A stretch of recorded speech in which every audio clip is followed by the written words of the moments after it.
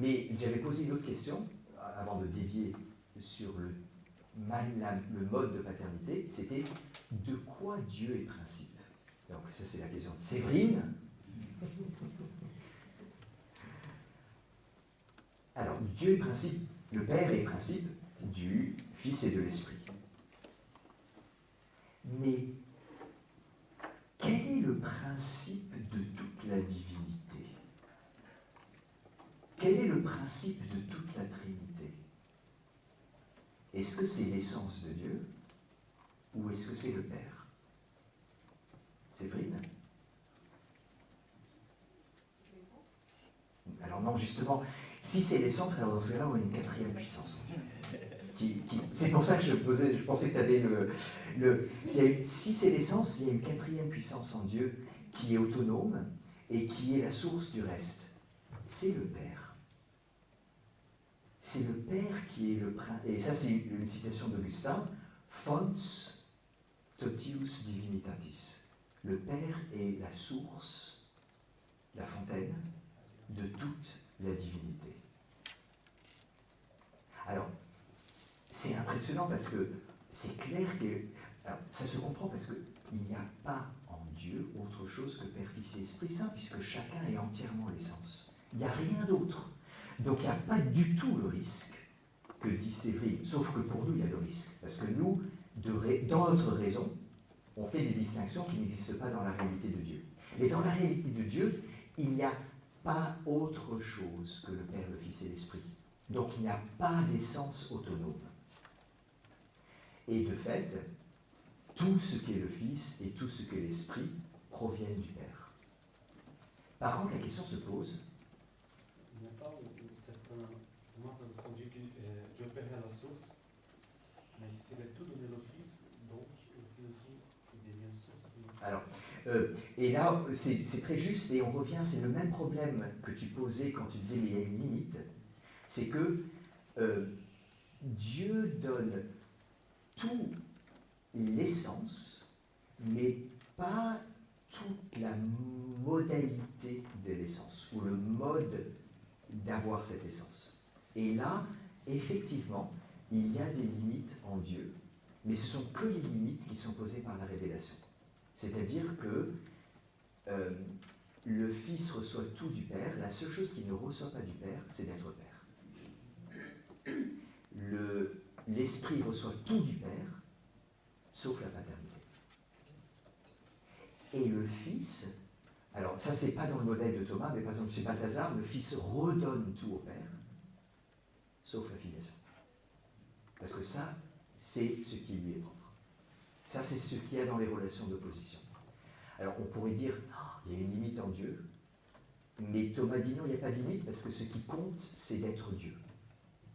Et ça, chacun est toute l'essence. Donc on s'en fiche de ne pas avoir toutes les mêmes modalités d'être cette essence. Mais de fait, de nouveau, on bute sur une sorte de mystère, c'est que dès qu'on introduit une distinction en Dieu, on introduit aussi des formes de limites. On ne trouve pas dans le modalisme.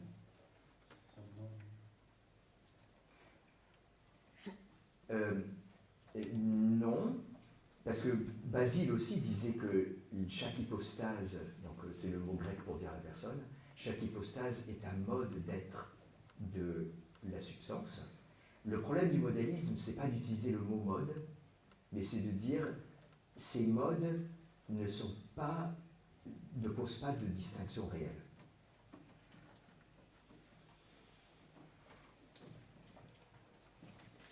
Le mot mode peut avoir plusieurs sens, et il peut être fort ou faible. C'est un mode faible de dire mode. Le modalisme, le problème des hérésies, c'est qu'elles sont très très proches de la vérité. De fait, en Dieu, il y a 3 modes d'être, mais qui introduisent des vraies distinctions. Tandis que les modalistes disent qu'il y a 3 modes d'être qui n'introduisent pas des vraies distinctions. On va revenir dessus avec Rahner et Barthes, sur qu'est-ce que c'est qu'une personne divine. Mais je voudrais conclure sur le Père avant la messe. Alors, le problème, je ne sais pas si vous voyez où il y a une petite difficulté, le Père est la source de du Fils et de l'Esprit, il est la source de toute la divinité. De fait, la source, c'est une personne, c'est pas la nature. Mais alors, qui est la source du Père? Alors, oui, c'est lui-même. Il faut faire attention parce que il y a une chose que ne veut pas Thomas, qui par exemple Spinoza dit Dieu est cause de lui-même. Deus causa sui. Dieu est cause de lui-même. Alors Thomas dit non, parce que ça, on a l'impression que Dieu se produit en sachant qu'il est en train de se produire. Mais, comme dit Lucas très justement, de fait, le Père n'est pas cause, mais il est source de lui-même, dans le sens où il est, alors là, c'est pas Thomas qui dit ça, mais c'est Étienne Gilson qui commente Thomas, le Père est jaillissement. Le Père est jaillissement. Il ne choisit pas d'être lui-même, comme une cause pourrait choisir. Il n'y a pas un moment où le Père dit « Oh, je n'existe pas, je vais exister ». Mais le Père est un jaillissement d'être. Et ce jaillissement se prolonge dans le Fils et dans l'Esprit. Mais c'est intéressant, ça veut dire que Dieu est fondamentalement, non seulement il est fécond, mais il est pur jaillissement d'être. Nous, on a toujours l'impression que Dieu est d'une stabilité parfaite. Repos absolu, etc. Mais il est repos absolu parce qu'il est tellement jaillissement qu'il n'y a plus que ça, et ça fait du repos à la fin, quand il n'y a que du jaillissement. Parce que c'est du pur dynamisme, quoi. Voilà ce que c'est que d'être Père en Dieu. Voilà ce que c'est que d'être Père en Dieu.